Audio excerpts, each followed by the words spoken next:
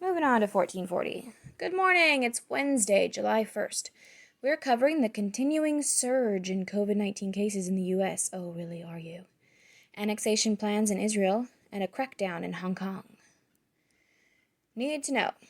Coronavirus concerns continue. Yeah, for some people. The daily incidence of new coronavirus infections in the U.S. could reach 100,000 if key recommendations aren't followed, Dr. Anthony Fauci testified yesterday. Dude, shut the fuck up. The comments to the Senate Health Committee came as the weekly average for new daily cases exceeded 41,000. But deaths are still declining. The figure is close to 9,000 more per day than the previous April peak. Part of the rise may be due to increased testing capacity, it may be, which has almost quadrupled since that time. Testing capacity has almost quadrupled since that time, yet part of the rise just may be. The daily death toll has also remained significantly lower than April thus far. And yet concerns continue. This is a good thing. The more people get it with fewer deaths, the more people get it in a milder form, the more immune we will all be. Committee Chairman Senator Lamar Alexander, Republican Tennessee, began the hearing by urging an end to the politicization of wearing face masks.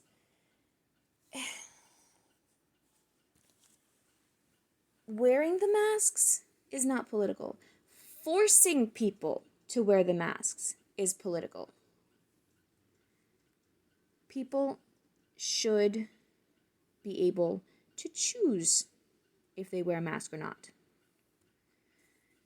The Food and Drug Administration outlined guidelines for the approval of a vaccination. Officials said treatments would need to be at least 50% more effective than a placebo, while Commissioner Dr. Stephen Hahn told lawmakers approval would not be granted for drugs that simply demonstrated the ability to stimulate antibody production.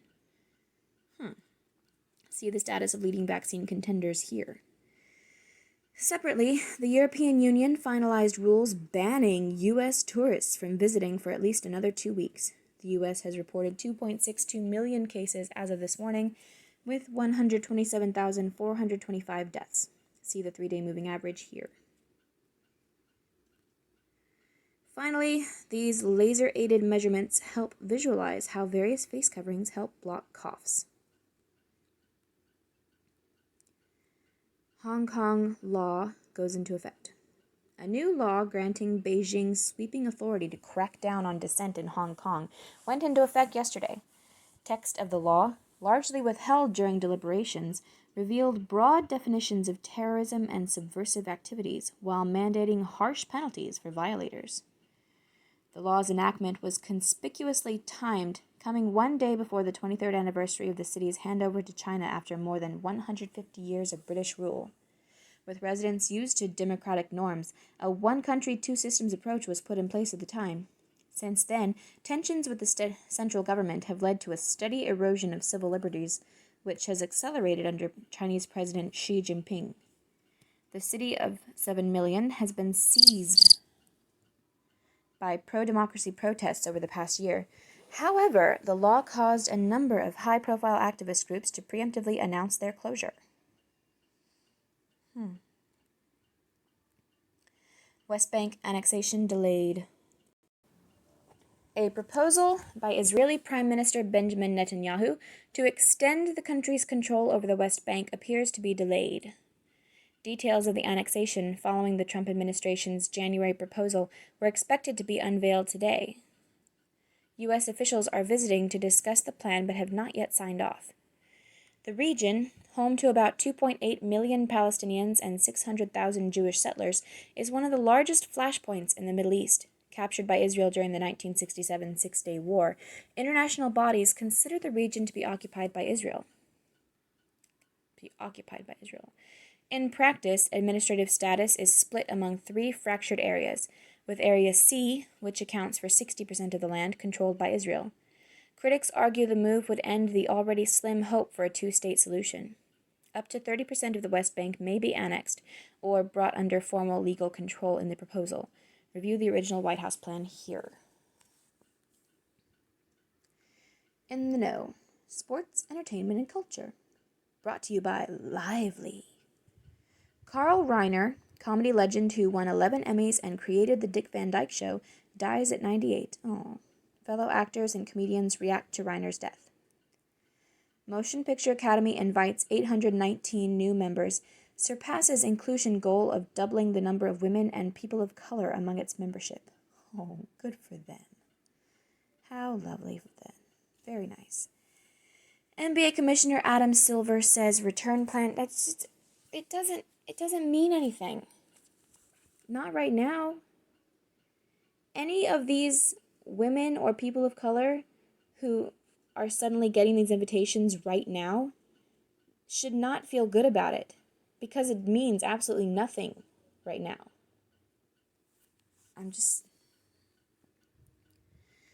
NBA Commissioner Adam Silver says return plans still on track, but warns spread of the coronavirus could halt the season. Yeah, what if any players who get it have, like, the mild cold-like symptoms, and they just get over it in 2 to 3 days? Is that still so terrible? Is that still gonna make you halt your comeback? Just fucking cowardice. No spine. People have no spine because they are spoiled. If season does resume in Florida next month, all 3 arenas will have Black Lives Matter painted on sidelines. Oh, brother. Yes, Black lives do matter. White lives do matter. Every life matters. The other colors, brown lives, red lives, yellow lives. Is that racist? Whatever. All lives matter, which includes Black lives, and is not a racist thing to say. It's the organization Black Lives Matter in capitalized, like you're putting it right now. What they stand for is not what you want to be standing for if people would just look into it. Leisure plus lingerie equals leisure. And that's exactly what Lively makes. Comfortable bras, swim, and loungewear that actually feel good. Say goodbye to wires and say hello to Lively. Use code 1440 for 10% off your first purchase. Science and technology. Blood clots in COVID-19 patients may arise from inflammatory proteins which boost the activity of blood platelets, leading to an increased risk of heart attacks and strokes. In older patients. Probably. The South Pole has warmed 3 times quicker than the rest of the world over the past 3 decades, new study says. House Democrats introduced legislation targeting net zero greenhouse gas emissions by 2050. Good luck with that. Massive tornadoes in the solar atmosphere are driven by... I don't want to live in that world. Nope. Massive tornadoes in the solar atmosphere are driven by swirling magnetic fields. And most of these Democrats, by 2050, most of these Democrats are going to be long dead. Is anybody thinking about that? They have no skin in the game.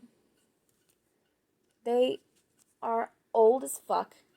They have been politicians for most of their life. And they're going to be dead by 2050. Long dead. At least hopefully. Anyway, massive tornadoes in the solar atmosphere are driven by swirling magnetic fields. New study yields insight into the sun's heating mechanisms.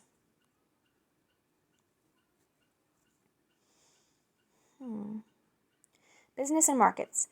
S&P 500 up 20% in second quarter, its best quarterly performance since the tech bubble in 1998, following a 20% reduction in quarter 1, 2020.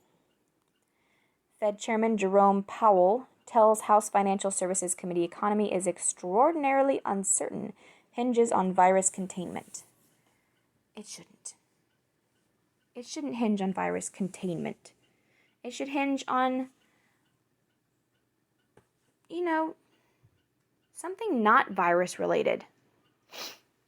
How about on whether or not people grow a spine?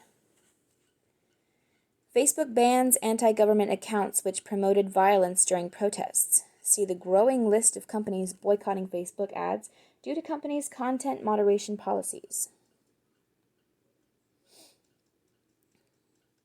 Politics and world affairs. Former Governor John Hickenlooper, Democrat, survives primary challenge in Colorado, will take on incumbent Senator Cory Gardner, Republican.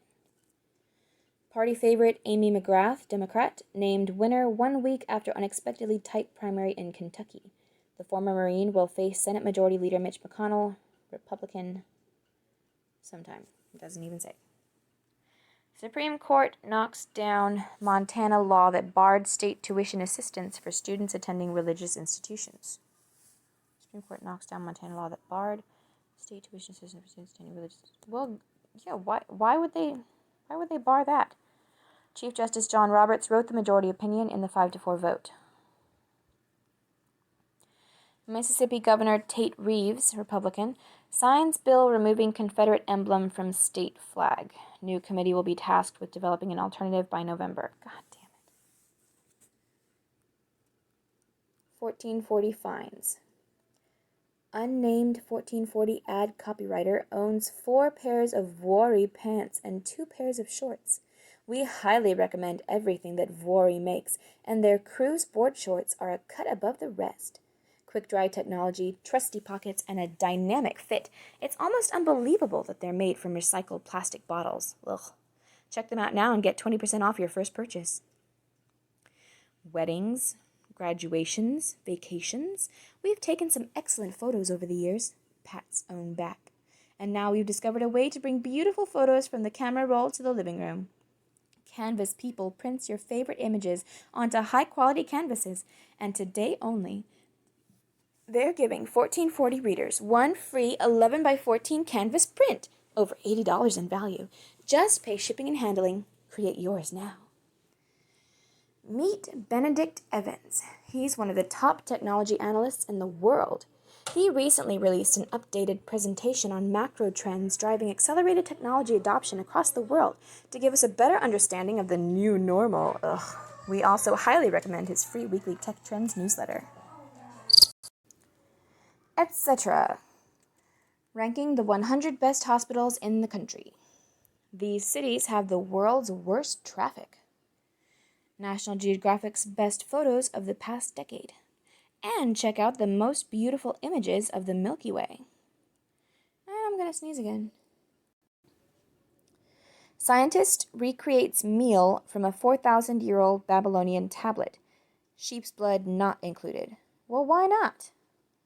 That's not a true recreation if there's supposed to be sheep's blood and there's not sheep's blood. What the heck? I'm interested. But why no sheep's blood? I blame lockdown, but for some reason decided to cook Babylonian meal from the recipe tablet on the right. At 1750 BC are the oldest recipes existing. Seem to go down okay. Best Mesopotamian meal I have eaten. Okie dokie. Stew of lamb. This was simple and delicious. Crumbled in a couple of barley cakes, made by daughter Tessa, which made a rich, unctuous sauce.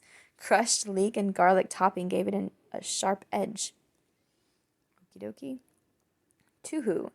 Thought this looked stunning and full of flavor. Think I should have cooked a bit longer to disintegrate more. Unwinding. Sauté leek and spring onion, then baked with sourdough crumbs. Looks good, but bit boring. Add some salt. Elamite broth. Okay, I cheated and used tomato sauce rather than sheep's blood. Peculiar, but delicious, thick, flavorsome soup. When you were handling the lamb for the stew of lamb, you could have just reserved a little blood. There is a serious and fascinating research area of experimental archaeology, but this wasn't that and just for fun. All the recipes from this wonderful book on the extraordinary Yale Babylonian collection. Heard about the book from a tweet by Dr. Moody al-Rashid. Ancient Mesopotamia Speaks. Highlights of the Yale Babylonian collection. Okay. NASA simulates what sunsets look like on other planets, visualizing the flow of military equipment to police departments. That wasn't necessarily a good idea. Watch a baby donkey get serenaded to sleep. Clickbait. And this family helps a bear remove its head from a jar. History book. Civil War Battle of Gettysburg begins, 1863. Rest in peace, abolitionist and author Harriet Beecher Stowe, 1896. Princess Diana born, 1961. China regains sovereignty over Hong Kong, 1997. Hollywood actor Marlon Brando dies, 2004. Rest in peace, Marlon Brando. Never give up, for that is just the place and time that the tide will turn. Harriet Beecher Stowe. Okie dokie. That is all for today. That was rather long. Thank you and goodbye.